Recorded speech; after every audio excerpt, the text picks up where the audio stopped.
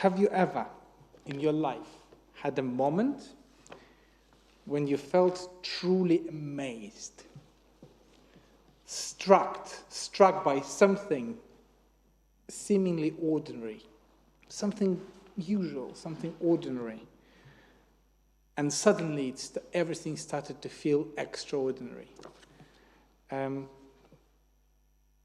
Just by show of hands, can you remember such moments? Has anybody had such moment? There are people, yes. Yeah. So this is how Virginia Woolf once described an ordinary cotton wool. She writes, "Behind the cotton wool is hidden a pattern that we, I mean all human beings, are connected with this. That the whole world is a work of art. That we are parts of the work of art." A cotton wool! Something so usual, so uninspiring.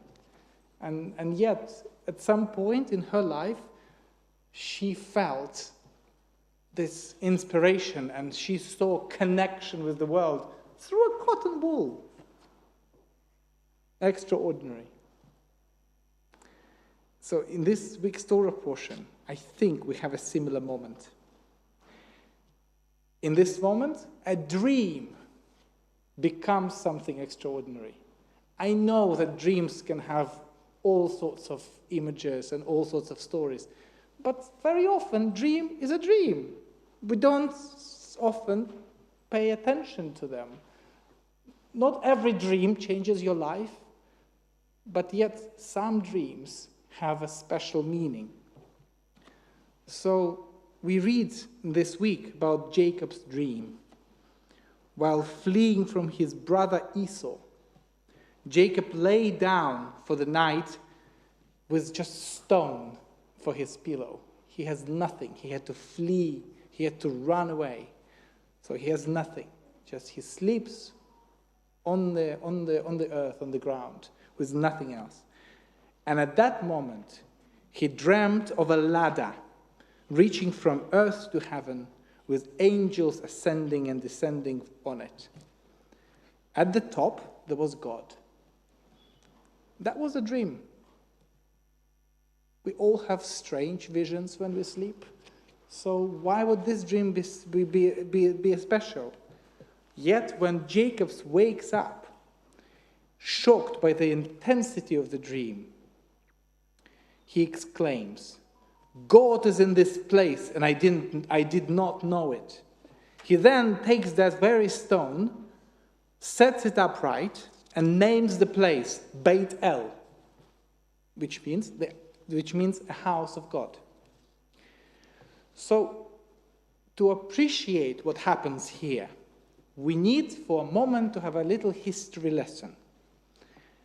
In the ancient world, gods were thought to be geographically bound. What it means?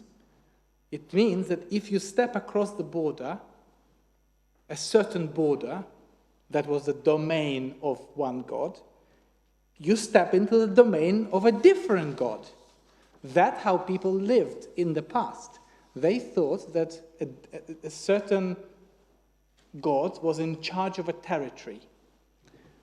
So, what's extraordinary about Jacob's vision here?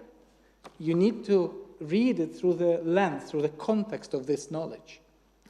In Jacob's vision shatters that worldview. His ladder is not just a dream, it's a theological revolution. For the first time in human history, the Torah insists there is one God who is not confined to a territory, a land, a country, but God is everywhere. And therefore, holiness is everywhere. That's a significant change in the way we think. What does this actually mean to human beings, to our actions? Two things, I think. First, stability. If God is everywhere, then wherever life takes you, across borders, across cultures, across the unexpected twist in your life story, there is something constant in your life.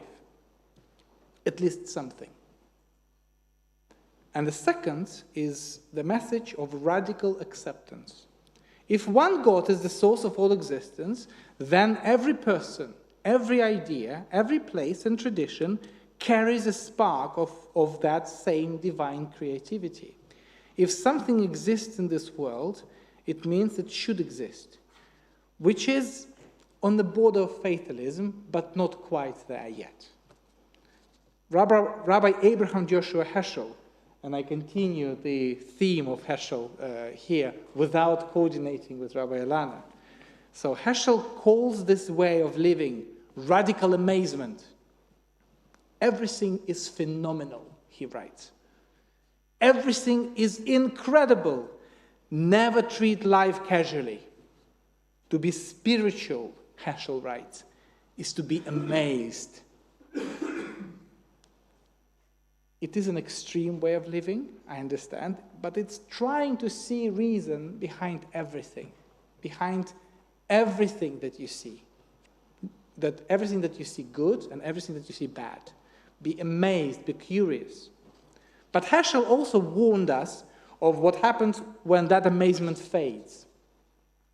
He writes, when faith is completely replaced by creed, worship by discipline, love by habit, when the crisis of today is ignored because of the splendor of the past, when faith becomes the heirloom rather than a living fountain, when religion speaks only in the name of authority rather than with the voice of compassion, its message becomes meaningless.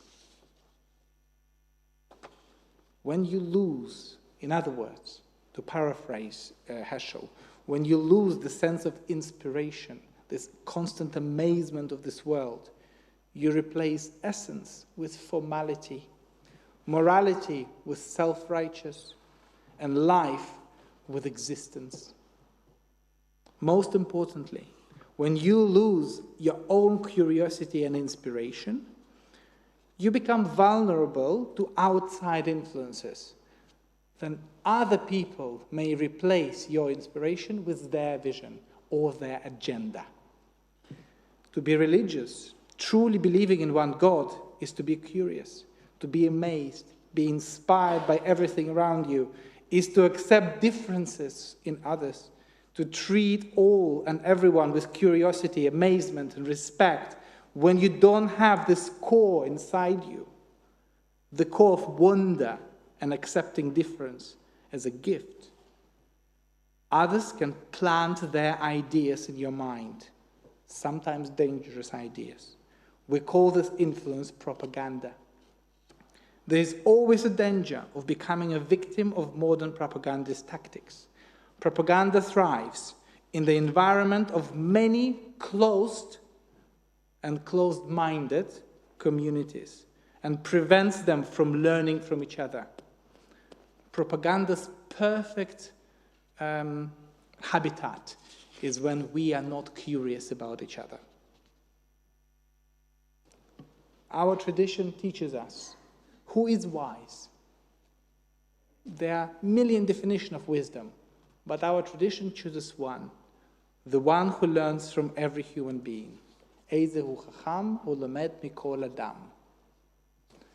True wisdom comes from exposure to varied perspectives and learning from others. The main aim of propaganda is to stop people from learning from each other and instead create a sense that you are alone and surrounded by enemies. The goal of propaganda is not just to mislead, but to blur the line between truth and lies, between you and somebody else. Propaganda tries to stop you from being curious about others. It tells you to stop learning, to stop asking questions, to stop seeing the divine image in the person who disagrees with you. It seeks to isolate you, convincing you that you are alone, that the world is divided into us and them. Its aim is not just to deceive, but to blur the line between truth and falsehood until everything feels uncertain. As Holocaust survivor and Nobel Prize winner Elie Wiesel said, "The opposite of love is not hate, it's indifference. The opposite of art is not ugliness, it's indifference. The opposite of faith is not heresy, it's indifference. And the opposite of life is not death, it's indifference. Indifference allows propaganda to thrive. The lack of curiosity, inspiration, and radical amazement, or any kind of amazement, opens the door for dark forces ruling the world. The basis of any propaganda is the indifference to the suffering of others. Its antidote is radical care for humanity, its amazement, its curiosity, and life when you always say, 'Oh, God is in this place too, and I did not know.'" Shabbat Shalom.